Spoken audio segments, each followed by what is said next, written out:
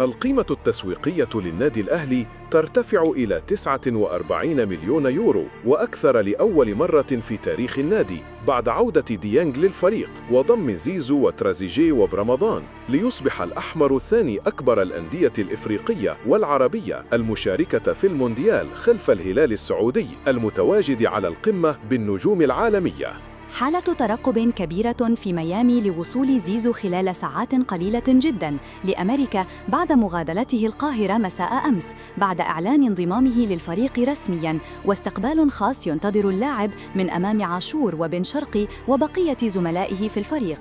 أليو ديانج يظهر في معسكر الأهلي في أمريكا بعد وصوله لمدينة ميامي في الساعات الأولى من صباح اليوم، ويبدأ الاستعداد لخوض الميران الأول مع الفريق بعد العودة. حالة ترقب كبيرة تسيطر على الجماهير الحمراء لطرح قميص زيزو في الأسواق، وتوقعات بأن يشهد القميص كم مبلغات هائلاً بعد طرحه رسمياً.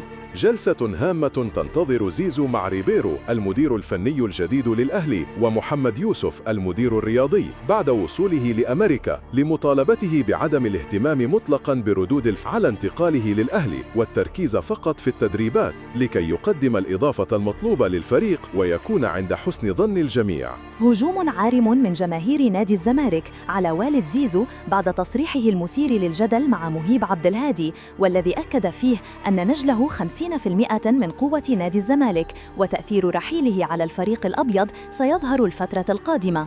فيديو تقديم زيزو على الصفحة الرسمية للأهلي على فيسبوك يضرب كل الأرقام القياسية لكل الصفقات التي أعلن عنها النادي وكل الأندية في الشرق الأوسط من قبل، ويصل إلى 24 مليون مشاهدة في أقل من 24 ساعة. سالمون روندون مهاجم باتشوكا المكسيكي الأساسي يغيب عن مواجهة الأهلي الودية غداً بسبب انشغاله بمعسكر منتخب فنزويلا حالياً.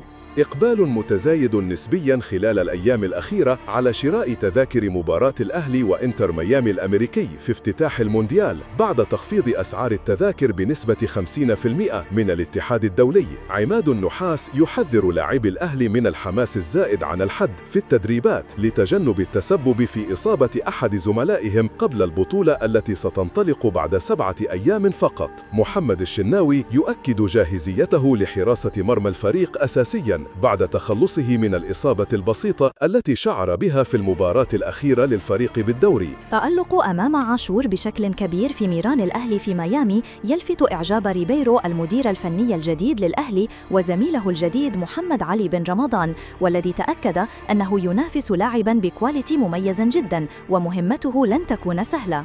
محمد يوسف المدير الرياضي للأهلي يعقد جلسة هامة مع لاعبي الأهلي في أمريكا ويطالبهم بضرورة التركيز الشديد والابتعاد عن متابعة السوشيال ميديا في الأيام القادمة.